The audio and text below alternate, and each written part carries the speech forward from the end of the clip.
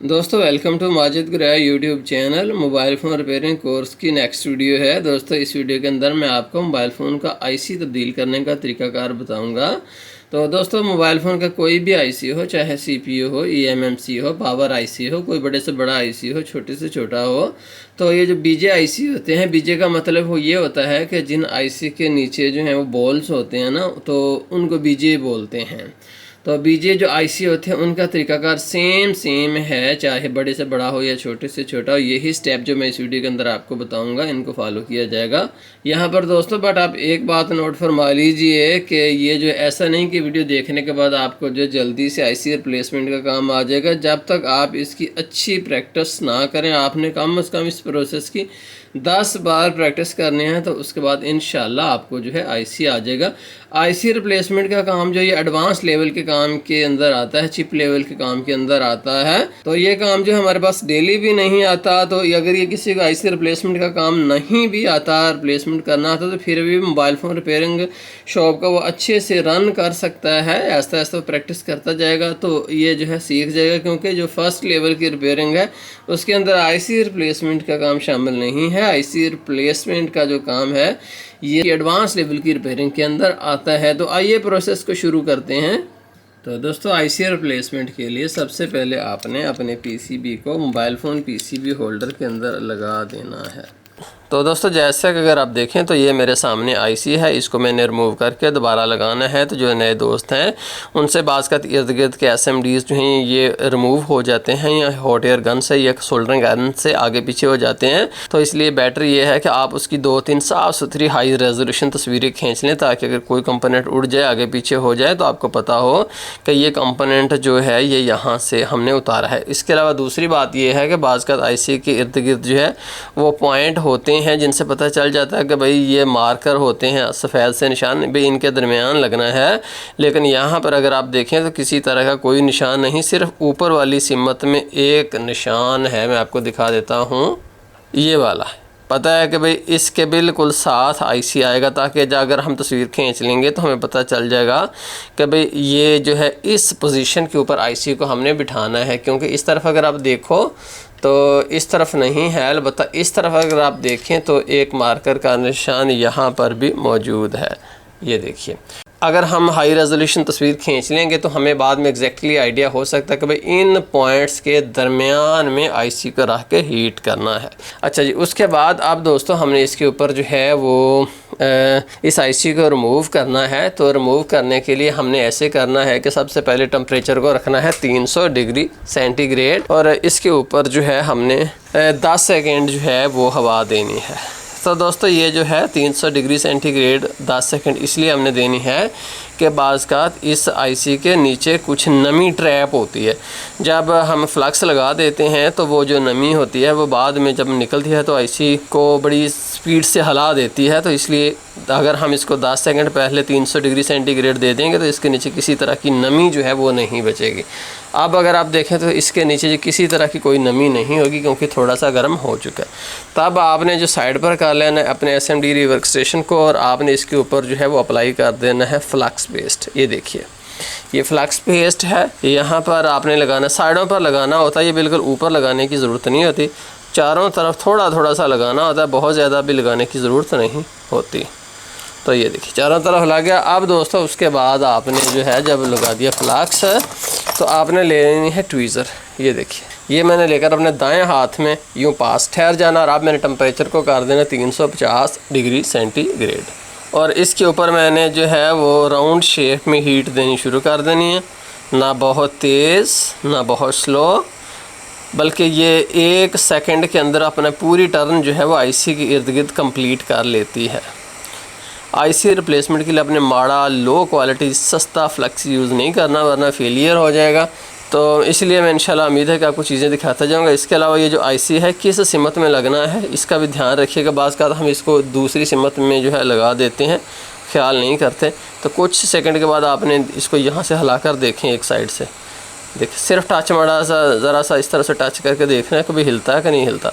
अभी तो इसको पता भी नहीं, हिलने का छोड़ देते हैं। फिर थोड़ी देर बाद 10 सेकंड के बाद इस तरह से ठोकर लगा कर देखो, कोई फ़र्क नहीं पड़ा अभी इसको।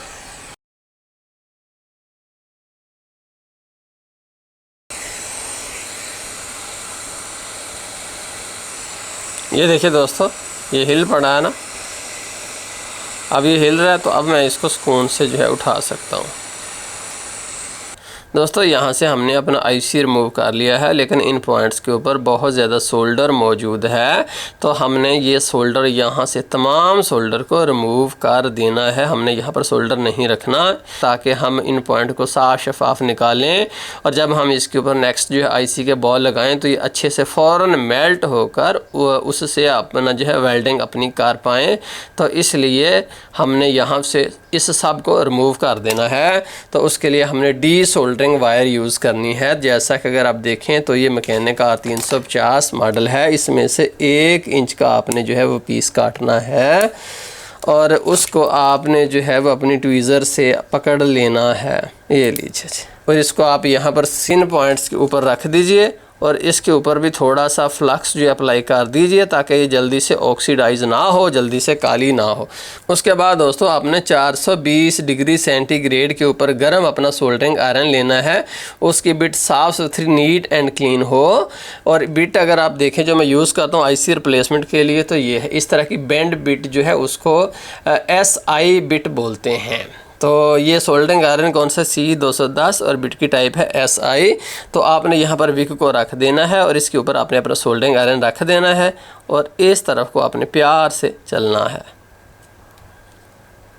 ये लीजिए, इस तरफ हम गए, फिर आगे फिर रखिए, पहले विक को रख दी, इसके ऊपर सोल्डरिंग आयरन को रख दीजिए, और आगे को चल पड़िए। ये देखिए, एक दोस्तों यहाँ पर पॉइंट नोट फरमा लीजिए कि आपने विक को और सोल्डरिंग आयरन को एक साथ उठाना है। फ़र्ज़ कर लीजिए कि मैं यहाँ से यूँ गया, मैंने सोल्डरिंग आयरन पहले उठा लिया, अब ये विक जो है इसके साथ चिपक चुकी है। अगर आप यहाँ से मैंने इसको यूँ ऊपर को खींचा तो यहाँ से सारे बीजे निकल जाएंगे, और उसके बाद आईसी रिप्लेसमेंट क्या होनी है, ये मोबाइल हमेशा हमेशा के लिए ख़त्म, अब बात ख़त्म बस। तो इसलिए आपने जो है इस बात का ख्याल रखना है कि अगर कभी आपसे गलती से सोल्डरिंग आयरन को पहले उठाएं तो इस विक को खींचना नहीं, बल्कि दोबारा ऊपर रख देना है, और जब ये मेल्ट हो जाए विक तो ये खुद ही ऊपर को हो जाएगी। इस बात का ख़ास ख्याल रखिए। और इसके अलावा इस बात का भी आपने ख्याल रखना है कि आपने यहाँ पर रगड़ा नहीं लगाना। अगर रगड़ा आपने लगा दिया तो होगा ये दोस्तों, ये जो इसके ऊपर लगा हुआ है ना, जिसको हम बोल देते हैं मास्क, UV मास्क, तो वो भी साथ जो है रिमूव हो जाएगा, और उसके बाद ये सारे बाल जो हैं ये सफ़ेद यहाँ से निकल जाएगा। बीजे तो अब तो सिर्फ बीजे हमें सफ़ेद नज़र आता है ना, इर्द गिर्द का जो PCB है वो तो हमें ग्रीन नज़र आता है, तब सारा PCB हमें सफ़ेद नज़र आएगा, और आईसी रिप्लेसमेंट फ़ेल हो जाएगी। अब देखिए, इस तरफ मैंने प्यार से कर लिया, अब मैंने साइड बदल लिया, अब इस तरफ से शुरू हो जाएंगे। अब ये देखिए, बहुत ही स्लो में चल रहा हूँ, और मैंने सोल्डरिंग आयरन को बिल्कुल भी दबाया नहीं है। ऐसा ना हो कि आप सोल्डरिंग आयरन को जो है अगेंस्ट PCB दबा दें, तो उसके बाद जो है वहाँ से सब कुछ डैमेज हो जाए और तबाह बर्बाद हो जाए। ये देखिए, अब जब आप कुछ देर इस तरह से कर लें और आप देखें कि सोल्डर मुकम्मल तौर पर रिमूव हो गया तो ठीक है, वरना थोड़ी सी विक को और काट लें, इसके ऊपर थोड़ा सा और फ्लक्स अप्लाई कर दें, या अगर आप समझें तो आप नई जो विक भी ले सकते हैं। फिर देखिए, पहले इस तरह विक को रखा है, और दबाना नहीं भाई, दबाना नहीं। ये देखिए, ये लीजिए, सब कुछ सोल्डर यहाँ से रिमूव हो गया। जब दोस्तों आप सोल्डर यहाँ से रिमूव कर लें तो उसके बाद आप सुनिए, उसके बाद दोस्तों आपने थोड़ी सी रुई लेनी है, इसको आपने अपने ट्वीज़र के ऊपर लपेट लेना है, और अब यहाँ पर जो है बहुत ज़्यादा फ्लक्स मौजूद है, इस फ्लक्स को हमने रिमूव करना है। बट ये ऐसे नहीं होगा, ऐसे नहीं है कि अभी ये हो जाएगा। तो इसके लिए दोस्तों आपने जो है 250 डिग्री सेंटीग्रेड के ऊपर अपना जो हॉट एयर गन लेनी है, इसको आपने हीट करना शुरू कर देना है, ताकि 250 डिग्री सेंटीग्रेड के ऊपर ये जो फ्लक्स है ये पिघल जाएगा। बट यहाँ पर जो SMDs हैं वो नहीं पिघलेंगे, तो इसलिए मैं 250 डिग्री सेंटीग्रेड के ऊपर तकरीबन 30 सेकंड इस जगह को हीट करूँगा। देखिए, जो ही मैं गर्म करना शुरू कर दिया, फ्लक्स जो चल पड़ा, तो अब इससे मैं साफ़ कर लूँगा। ये देखिए, बट आपने एक बात याद रखिए कि यहाँ पर ज़्यादा टेम्परेचर यूज़ नहीं करना, क्योंकि अगर आपने ज़्यादा टेम्परेचर यूज़ कर लिया तो ऐन मुमकिन है कि आपके SMD पिघल जाएं, और जब आप इसके ऊपर रुई जो है उसको लगाएं तो SMD रुई के साथ ही बाहर आ जाएं। तो इसलिए मैक्सिमम 250 डिग्री है। अब थोड़ी देर हो गई है और गर्म हो चुका होगा, तो फिर मैं इस तरह से फेरता हूँ। यहाँ से मैंने सारा कचरा जो है उसको रिमूव कर दिया। अब उसके बाद फिर इसकी सफाई का मरहला आ गया है। उसके लिए दोस्तों आपने MBC लेनी है और दांतों वाला ब्रश लेना है। पहले MBC डालनी है और फिर यूँ साफ़ करना शुरू कर देना। फिर MBC डाली, फिर सफाई, फिर MBC डाली, फिर सफाई। इस प्रोसेस को आपने कम से कम 2 मिनट जारी रखना है। उसके बाद दोस्तों ये PCB क्लीनर एक और ब्रश है। अब इसकी बारी है, चूँकि ये उससे बेटर सफाई करता है तो इसलिए इन बीजे पॉइंट्स के ऊपर मैं इससे सफाई करूँगा। क्योंकि दोस्तों इस असल में ये सफाई बहुत ज़्यादा इसलिए की जाती है क्योंकि इन पॉइंट्स के ऊपर फ्लक्स मौजूद होता है। अगर कोई भी ये पॉइंट जो है सफ़ेदी नज़र इससे ज़ाहिर ना हो, इसके ऊपर कोई कचरा वगैरह हो, तो वो जब इसके ऊपर IC हम रखेंगे उसके बीजे बनाकर, तो वो उसके साथ सक्सेसफुली वेल्डिंग नहीं कर पाएगा। क्योंकि ये वो पॉइंट हैं जो हमें आँखों से नज़र ही नहीं आते। ये वो जगह है जो कि गायब से ताल्लुक़ रखती है, गायब के ख़जानों से, क्योंकि हम यहाँ पर नहीं देखेंगे। तो इसलिए हम यहाँ पर वो माहौल, वो इन्वायरमेंट बना रहे हैं ताकि हम देखे बगैर 100% श्योर कन्फर्म हो कि भाई वेल्डिंग होगी ही होगी। उसके बाद दोस्तों आपने इन पॉइंट्स के बिल्कुल पास पहुंच जाना है और आपने इनका मुआयना शुरू कर देना है एक सिमत से कि क्या तमाम पॉइंट्स जो साफ़ सुथरे हैं। क्या ऐसा तो नहीं कि किसी पॉइंट के ऊपर फ्लक्स लगा हो, किसी के ऊपर कोई गंद वंद लगा हो, कोई पॉइंट काला हो। अगर कुछ ऐसा हो तो हमने उसको यहाँ से रिमूव कर देना है। जैसे कि अगर आप देखिए तो ये मेरे हाथ में पेन टाइप कटर है। इसके अंदर बिल्कुल नया 100% ब्लेड है, पुराना ब्लेड नहीं है। तो इससे ये देखिए थोड़ी सी कुछ कालक सी है, तो इसको मैं यहाँ से हटा देता हूँ। ये लीजिए जी। फिर नेक्स्ट चलिए तमाम पॉइंट का मुशाहदा किया जाएगा। अगर किसी के ऊपर को जो है वो बड़ा हुआ होगा शोल्डर, तो शोल्डर को काट दिया जाएगा। किसी पॉइंट के ऊपर कुछ काला हुआ हो तो उसको इससे कटर से रिमूव कर देना है हमने। जैसे कि अगर आप देखें तो ये देखिए शोल्डर ऊपर को बड़ा हुआ है। ये लीजिए काट दिया। काटने के बाद इसको ऊपर प्यार से उठा लेना। ये लीजिए दोस्तों तमाम पॉइंट हमारे साफ़ सुथरे हैं। मैंने एक एक पॉइंट का तजिया कर लिया है। लेकिन अगर यहाँ पर तमाम पॉइंट चमकदार नहीं हैं तो फिर वही स्टेप रिपीट किए जाएंगे। सबसे पहले दांतों वाला बुरश और MBC से सफाई, फिर ये वाला बुरश और MBC से सफाई, और उसके बाद फिर कटर का यूज़ किसी पॉइंट को रब करने के लिए बड़ी एहतियात से। तो ये स्टेप रिपीट होते रहेंगे जब तक तमाम पॉइंट साफ़ सुथरे नीट क्लीन नहीं निकल आते। ये बैठे हुए होने चाहिए, ऊपर उभरे हुए नहीं होने चाहिए, इनके ऊपर कुछ काले नहीं होनी चाहिए, इनके ऊपर कुछ पीला सा नहीं होना चाहिए।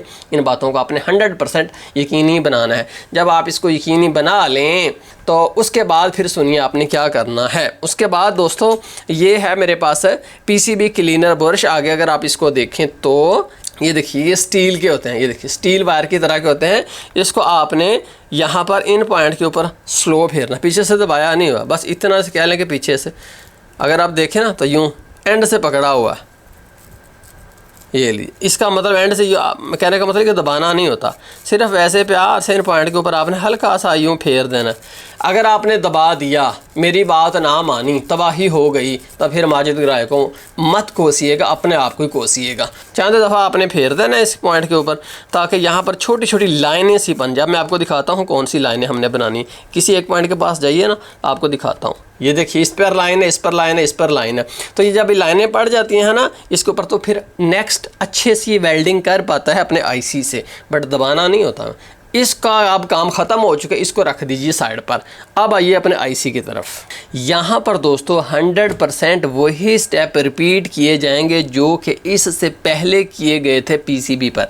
डीसोल्डरिंग वायर से 1 इंच का पीस लिया, इन पॉइंट्स के ऊपर रख दिया, ऊपर से फ्लक्स अप्लाई कर दिया, 420 डिग्री सेंटीग्रेड गर्म सोल्डरिंग आयरन साफ शफाफ बिट वाला इन पॉइंट के ऊपर आकर रख दिया। और एक तरफ को यहाँ से रखा और इस तरफ को, फिर यहाँ से रखा इस तरफ को। आपने बार बार करते रहना है, यहाँ पर भी दबाना नहीं। दबाने का मतलब तबाही होता है। रगड़ा झाड़ दिया तो बस फिर उठाकर इसको बाहर फेंक देना। साइड इसकी चेंज करके दूसरी सीमत में भी यही प्रोसेस। रुई का पीस लिया, ट्वीज़र से पकड़ लिया, 30 सेकंड इसके ऊपर आपने टेम्परेचर देना है 250 डिग्री सेंटीग्रेड। उसके बाद रुई को इसके ऊपर फेर कर सारे के सारे फ्लक्स को रिमूव कर देना है। यहाँ पर दोस्तों आपको 2-3 मिनट लग सकते हैं, बट आपने सब्र रखना है और ये देखिए सारा का सारा फ्लक्स और गंद यहाँ से मैंने रिमूव कर दिया है, इस रुई के ऊपर आ चुका है। इसके ऊपर MBC डालनी है और ब्रश, दांतों वाले ब्रश से इसकी सफाई शुरू कर देनी है। ब्रश आपने इसके ऊपर फेरना है 3 मिनट। अब 3 मिनट का मतलब 2 मिनट नहीं, 3 मिनट ही है। उसके बाद ये वाला PCB क्लीनर ब्रश है, इसकी बारी आ गई। दांतों वाला ब्रश जो 100% दुरुस्त काम नहीं करता। ये जो स्पेशल PCB वाले ब्रश होते हैं ये बहुत अच्छा काम करते हैं। उसके बाद दोस्तों आपने इन पॉइंट्स के बिल्कुल पास जाकर इनका मुशाहदा करना है कि क्या ये चमकदार हैं। हमने इतनी सफाई की इतनी देर, तो क्या ऐसा तो नहीं है बिल्कुल गंदे हैं। अगर गंदे हुए तो फिर यकीनी तौर पर हम आगे चल ही नहीं सकते, हमें तो यकीनन नाकामी ही होगी। जैसा कि अगर आप देखें तो स्टील जो पॉइंट है वो गंदे हैं। देखिए कितने बिल्कुल साफ़ तो नहीं है ना इसके अंदर, इनके अंदर तो अभी भी गंद भरा हुआ है। तो इसका मतलब है कि ये प्रोसेस फेल हो जाएगा अगर हम इससे आगे चले तो पॉइंट नीट एंड क्लीन जो हैं वो नहीं है। ये देखिए यहाँ पर तो आपको पीला सा नज़र आ रहा है ना, जो पहले मैंने बयान किया था। तो अच्छा हुआ कि ये पॉइंट जो हैं वो साफ़ नहीं हुए, ताकि मैं आपको इससे अगला स्टेप दिखा सकूँ कि अगर ऐसी सूरत हाल से आपका वास्ता पड़ता है तो आपने क्या करना है। तो दोस्तों चाहे यहाँ पर इस तरह का माहौल बन जाए कि पॉइंट गंदे हों, पीले हों, या यही माहौल यहाँ पर बन जाता है, आपने ब्रश से ये सारे स्टेप किए, तो उसके बाद आपने जो है चाहे यहाँ हो चाहे यहाँ हो, जो स्टेप बताने लगा हूँ ये आपने जो है वो अप्लाई करना है। आपने ऐसे करना है कि आपने अपना सोल्डर पेस्ट लेना है, इसमें से कुछ पेस्ट को आपने निकाल लेना है और IC के ऊपर आपने लगा देना है। उसके बाद आपने 350 डिग्री सेंटीग्रेड के ऊपर साफ़ सुथरी बिट वाला सोल्डरिंग आयरन लेना है। IC के ऊपर आपने एक सिम्मा से अपने ट्वीज़र को रख देना ताकि ये भागे ना अगर आपके पास IC होल्डर नहीं है, और फिर आपने इसको यहाँ पर यूँ फेरना शुरू कर देना है। दोस्तों ये जो पॉइंट है, जो स्टेप मैं यहाँ पर करने लगा हूँ, ये PCB के ऊपर और IC के ऊपर अप्लाई करने के लिए एक बड़ा ही ज़बरदस्त स्टेप है। जब PCB की सफाई ना हो तो ये स्टेप आप अप्लाई करके वहाँ से एक्सट्रीम लेवल का गंद जो है उसको रिमूव कर सकते हैं। यहाँ पर मैं अब चंद सेकंड फेरूंगा तो सब कुछ रिमूव हो जाएगा। ये लीजिए जी दोस्तों, वही स्टेप रिपीट होने लगे हैं। सबसे पहले इसके ऊपर गर्म हवा रुई से साफ़ कर दिया, दांतों वाले ब्रश से साफ़ कर दिया, PCB क्लीनर ब्रश से साफ़ कर दिया, और उसके बाद इनका हमने अब दोबारा मुआयना करना है। ये देखिए अब दोस्तों जैसा कि अगर आप देखिए तो कोई भी पॉइंट आपको जो है वो गंदा नज़र नहीं आ रहा। ये पॉइंट जो इस तरह वाले कितने गंदे थे, अब ये साफ शफाफ चमकदार हैं बिल्कुल। अगर इनमें से कोई चमकदार ना हो या ऊपर को शोल्डर बड़ा हुआ हो तो आपने उसको जो है यूज़ करना है अपना कटर पेन। कटर पेन का स्टेप जो है वो यहाँ पर भी होगा, सेम एज PCB के ऊपर अप्लाई किया। यहाँ पर कुछ हो तो आपने उसको रब कर देना है। कटर वाला स्टेप जो है ये एक मैनुअली मुआयना होता है, इन तमाम पॉइंट्स का एक मैनुअली मुआयना होता है जिससे हम देख पाते हैं कि किसी पॉइंट के अंदर फॉल्ट तो नहीं। तो दोस्तों ये जो मैनुअली मुआयना होता है यह एक एक पॉइंट के ऊपर जो है हम करते जाएंगे। दोस्तों मैंने तमाम पॉइंट का मुआयना किया, जिसके ऊपर कुछ शोल्डर में फ़र्क था उसको मैंने दुरुस्त कर दिया। अब किसी पॉइंट के ऊपर गंद नहीं है। अगर यहाँ पर सफाई नहीं हुई एक पॉइंट की तो चलो यार कोई बात नहीं, एक ही तो पॉइंट है, छोड़ो यार आगे चलते हैं। जब उसके ऊपर बीजा नहीं बनेगा तो फिर सारा प्रोसेस जो आपको रिपीट करना पड़ेगा। इसलिए कंप्रोमाइज़ नहीं, ये छोटे छोटे जो स्टेप दरमियान में आ रहे हैं रिपीट हो रहे हैं, अब इनको रिपीट कर ले बजाय इसके कि आप पूरे IC को रिप्लेस करने का प्रोसेस जो है उसको ही रिपीट करें। इसका काम होगा मुकम्मल, इसको आपने रख देना अब फिर साइड पर। तो दोस्तों उसके बाद अब स्टेंसिल को साफ़ करने का प्रोसेस जो है वो स्टार्ट किया जाएगा। जैसा कि अगर आप देखें तो ये मेरे पास स्टेंसिल है, इसके अंदर काफ़ी ज़्यादा सोल्डर जो है वो फंसा हुआ है जो कि इससे पहले की IC रिबॉलिंग का है। तो दोस्तों स्टेंसिल से सब कुछ सोल्डर, फ्लक्स और तिनके, कचरे, हर चीज़ को रिमूव करना इंतहाई ज़रूरी है, क्योंकि किसी सुराख के अंदर कुछ भी हो, चाहे सोल्डर हो, चाहे कोई फ्लक्स ने सुराख को बंद किया हो, या वैसे ही उसके अंदर अंदर सुराख के अंदर छोटा सा कोई तिनका हो तो वो इस प्रोसेस को फेल करने के लिए काफ़ी है, क्योंकि उससे जब रिबॉलिंग हम करेंगे तो वहाँ पर जो है बॉल प्रॉपर नहीं बनेगा, जिससे हमें फिर दोबारा रिबॉलिंग करनी पड़ जाएगी। तो इसलिए आपने स्टेंसिल को 100% साफ़ और सुथरी करना है। तो अब जो है स्टेंसिल को क्लीन करने का प्रोसेस देखिए। सबसे पहले आपने जो है डी सोल्डरिंग वायर लेनी है और अपना सोल्डरिंग आयरन लेना है जो कि 420 डिग्री सेंटीग्रेड तक गर्म हो। तो आपने स्टेंसिल के ऊपर विक को रखना है और ऊपर अपने सोल्डरिंग आयरन रख के तमाम सुराखों के ऊपर अच्छे तरीके से फेर देना है। तो ये जो विक है, डी सोल्डरिंग वायर है, यहाँ से तमाम सोल्डर को चूस लेगी। आपने यही प्रोसेस उसकी दूसरी सिमत में भी करना है अगर आपको लग रहा है कि अभी कुछ सोल्डर जो है मौजूद है। जब आप अच्छे तरीके से फेर लें, आपको यकीन हो जाए कि अब किसी तरह का सोल्डर तो नहीं बचा, बट और चीज़ें हो सकती हैं अभी भी मौजूद हों, जैसे कि फ्लक्स वगैरह है। तो उसके बाद दोस्तों अब आपने जो है नेक्स्ट प्रोसेस ये करना है कि आपने इसको अपने हाथ की हथेली के ऊपर रखना है स्टेंसिल को, और ऊपर से आपने थोड़ी सी MBC डालकर दांतों वाले ब्रश से क्लीन कर देना है। फिर आपने MBC डालनी है और फिर दांतों वाले ब्रश से आपने जो है इस प्रोसेस को करते रहना है 3-4 दफ़ा, जब तक तमाम सराखों में से जो सोल्डर है, फ्लक्स है, कचरा है, वो आपके हाथ की हथेली पर नहीं आ जाता। दोस्तों इसको हमवार जगह पर इसलिए नहीं रखना क्योंकि हमवार जगह के ऊपर वो उसके साथ ही लगा रहेगा। यहाँ पर आपकी हथेली थोड़ी सी नीचे होती है, तो इसलिए वो कतरे जो उसके अंदर आप डालते हो MBC के या मायो होता है, तो उसके साथ ही बहकर वो नीचे आपके हाथ की हथेली पर आ जाता है। ये प्रोसेस जब आपने 4 दफ़ा कर लिया तब आपने एक साफ़ सुथरा कपड़ा लेना है और इसके ऊपर भी आपने MBC डालनी है और इस स्टेंसिल को अच्छे से अपने हाथों से दोनों तरफ से रगड़कर कपड़े से साफ़ कर देना है। और फिर आपने इसका माइक्रोस्कोप के नीचे तज्जिया करना है कि क्या तमाम सुराख साफ़ सुथरे हैं, कोई एक सुराख, कोई एक या सुराख का चौथा हिस्सा या सुराख का कोई जुज़वी हिस्सा कुछ भी नहीं होना चाहिए। क्या सब कुछ साफ़ है? अगर सब कुछ साफ़ है तो फिर हम नेक्स्ट चलेंगे। अगर सब कुछ साफ़ नहीं है, सुराखों के अंदर कुछ ना कुछ है मज़ीद, तो अब फिर यही प्रोसेस रिपीट करेंगे हम उस वक्त तक जब तक हमारी स्टेंसिल साफ़ नहीं हो जाती। जबकि यहाँ पर आप देखें तो हमारी स्टेंसिल 100% साफ़ और सुथरी है।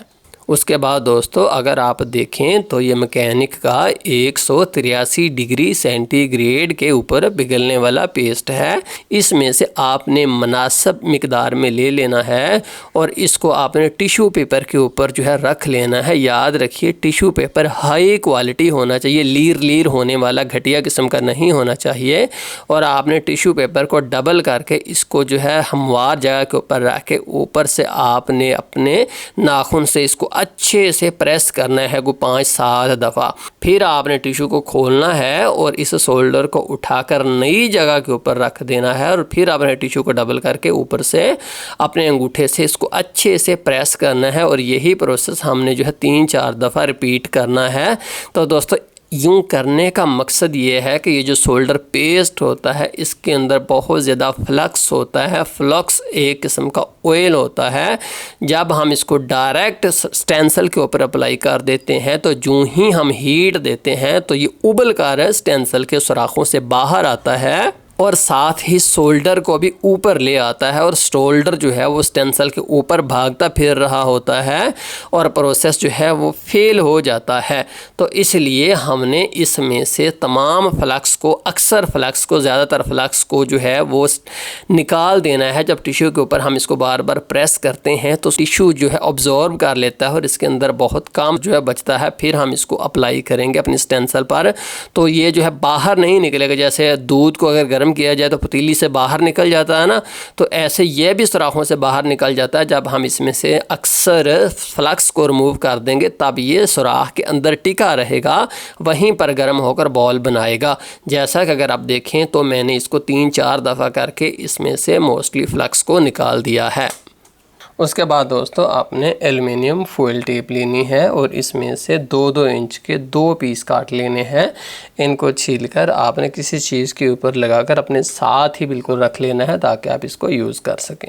उसके बाद दोस्तों जैसा कि अगर आप देखें तो ये मेरी स्टेंसिल है और ये मेरा आईसी है। इस आईसी को मैंने इस स्टेंसिल के बिल्कुल पीछे लगा देना है, एक नुक्कर के अंदर, लेकिन बिल्कुल नुक्कर के अंदर नहीं लगाना, बल्कि एक एक लाइन आपने छोड़नी है, क्योंकि अगर आप लाइन छोड़े ना तो बाज़ गलती से हम यूँ ज़्यादा अंदर लगा देते हैं, जिससे कुछ पॉइंट्स की जो है वो बॉलिंग होती ही नहीं। तो इसलिए यकीनी तौर पर आपने दोनों तरफ से एक एक लाइन को ज़रूर छोड़ना है। और उसके बाद आपने यकीनी बनाना है कि क्या तमाम पॉइंट्स नज़र आ रहे हैं। आपने इसको आगे पीछे करके यूँ इस तरह से करना है कि हर पॉइंट नज़र आए। जैसे कि अगर आप यहाँ पर देखें तो हर पॉइंट आपको बिल्कुल एग्जैक्टली सीधा इस स्टेंसिल में से नज़र आ रहा है। जब ये कन्फर्म हो जाए तो उसके बाद आपने अपनी एल्युमिनियम फॉइल टेप, ये देखिए जो कि अभी मैंने छीली थी, इसको आपने लेकर इसके पीछे लगा देना है।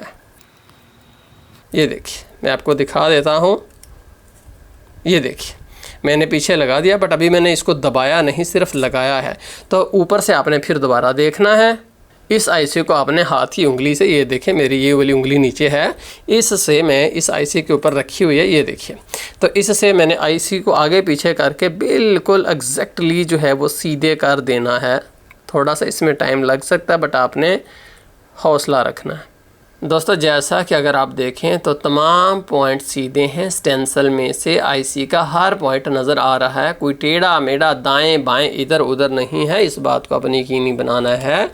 जब आप इस चीज़ को यकीनी बना लें तब आपने एल्युमिनियम फॉइल टेप का दूसरा पीस भी लेना है और इसको भी इस आईसी के नीचे चिपका देना है।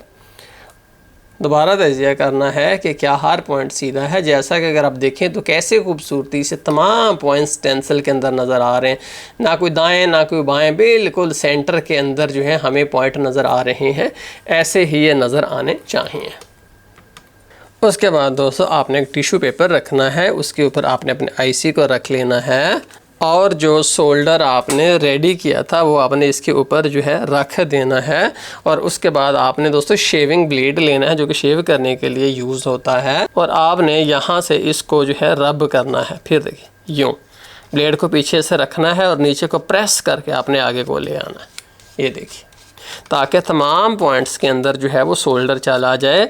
ऐसा ना हो गलती से कि कहीं कोई पॉइंट रह जाए उसके अंदर सोल्डर जाए ही ना, या ऐसा भी ना हो कि बहुत ज़्यादा प्रेस करके इतना ज़्यादा सोल्डर अंदर भर दिया जाए जो कि आपस में पॉइंट्स के मिलने का बायस बने। तो इतनी देर जो है आपने यहाँ पर करके स्टेंसिल की सिमत को आपने बदल लेना है, दूसरी सिमत में आपने आ जाना है।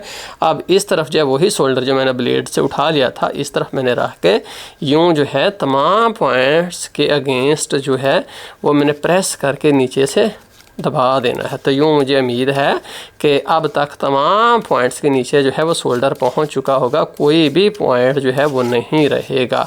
यूँ फिर आपने इकट्ठा करके उसके बाद दोस्तों उठा लेना सोल्डर को और एक साफ़ कपड़ा लेकर इन पॉइंट्स के ऊपर यूँ अच्छे से आपने फेर देना है, ताकि ऊपर वाला जितना भी सोल्डर है वो कपड़े के साथ लग जाए। ऐसा ना हो कि सोल्डर जो है अपने पॉइंट से बाहर हो, क्योंकि जो बाहर होगा वो फेलियर का सबब बनेगा।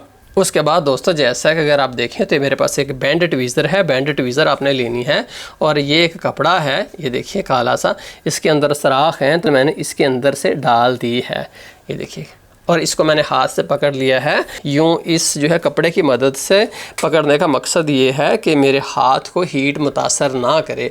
तो उसके बाद आपने इस बैंड ट्वीज़र को अपने सामने रख देना है और अब आपने अपनी hot air gun SMD rework station से इसको जो है वो गर्म करना शुरू कर देना है।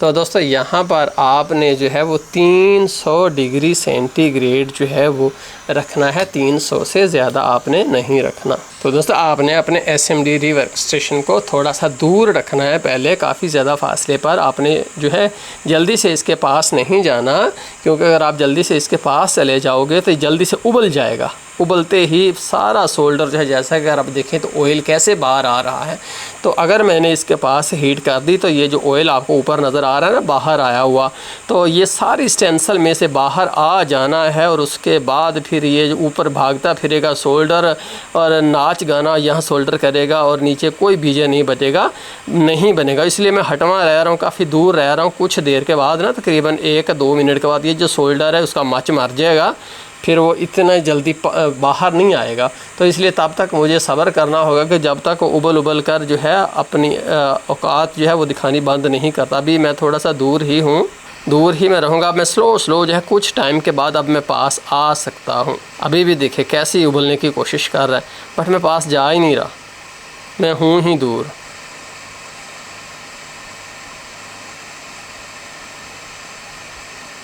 जब एक दफ़ा बाल बन गए तब मैं पास जाऊँगा, जब तक बाल नहीं बनते तब तक तो मैंने पास इसके जाना ही नहीं ना। और पीछे हो जाऊँ, वो देखिए निकल पड़ा था एक सुराख से, मैं पीछे हट गया तो इसलिए वो भी जो है वापस चला गया। ये बॉल बनने शुरू हो गए हैं। थोड़ा सा मैंने सब्र का मुजाहरा किया, हीट को पहले ना 1-2 मिनट पीछे ही रखा है।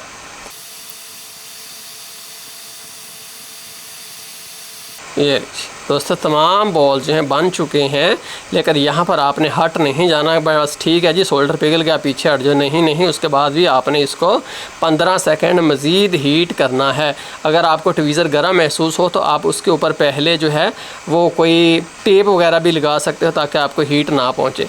तो ये देखिए 15 सेकेंड मैंने और लगा दिया। अब मैंने हीट को पीछे कर दिया, बट मैंने अपने हाथ को अभी भी नहीं हिलाया, ट्वीज़र को मैंने अभी भी नहीं हिलाया, क्योंकि अगर मैंने हिला दिया इसको पहले ही तो यहाँ पर ये काम ख़राब हो जाएगा। जब तक ये बॉल सूख नहीं जाते मैं पीछे नहीं हटूँगा। तो अब ये बाल सूख चुके हैं, तो अब मैं ट्वीज़र को हटाकर पीछे कर देता हूँ।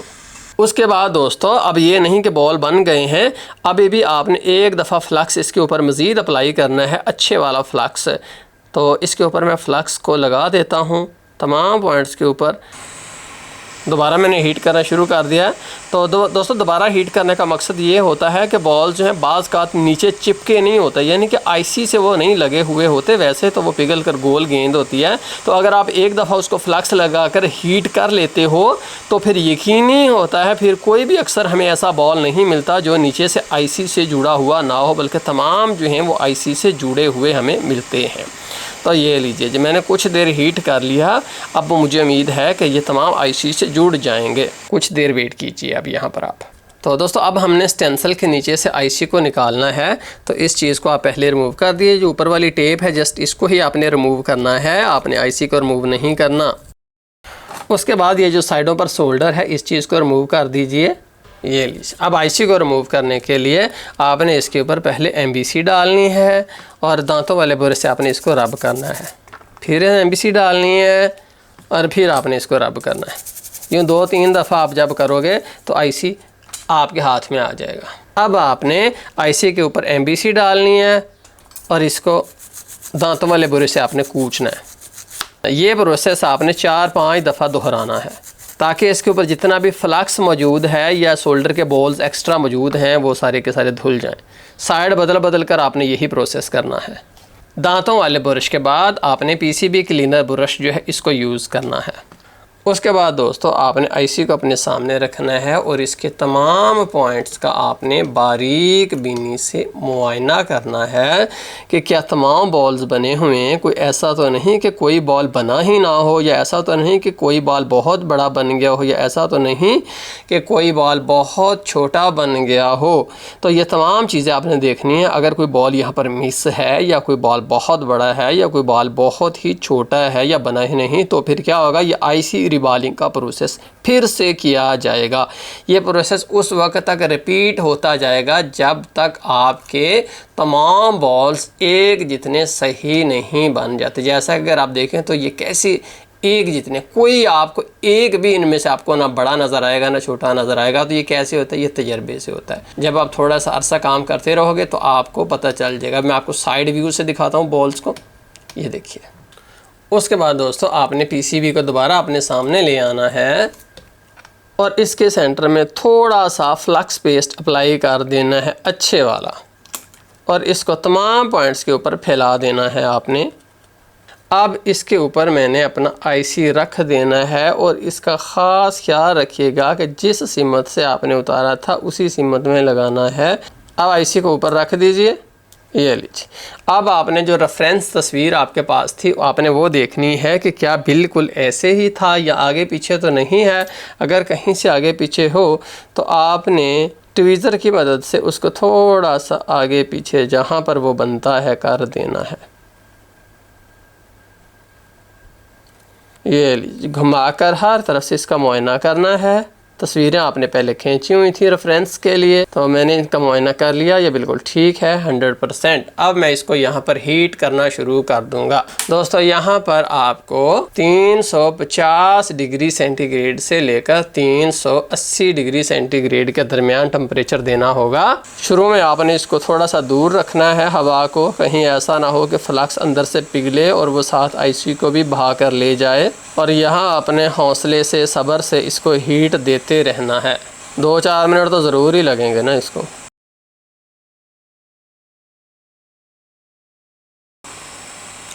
कुछ देर जब आप इसको हीट दे लें और आपको लगे कि आईसी हिल कर अपनी पोजीशन में बैठ गया है, तब आप इसके ऊपर मज़ीद फ्लक्स भी डाल सकते हो।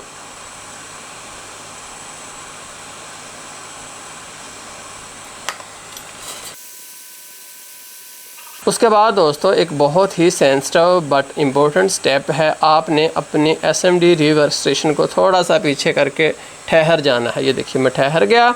अब मैंने जो है ट्वीज़र ले ली नॉन मैग्नेटिक, और मैंने अपना सांस रोक लेना है और इसको ज़रा सा टच करना है। और मेरा हाथ अगर आप देखें तो बोर्ड के ऊपर बेंड होगा, ताकि लगा हुआ होगा, मेरा हाथ बोर्ड के ऊपर लगा हुआ होगा ताकि ये जो है हिले ना।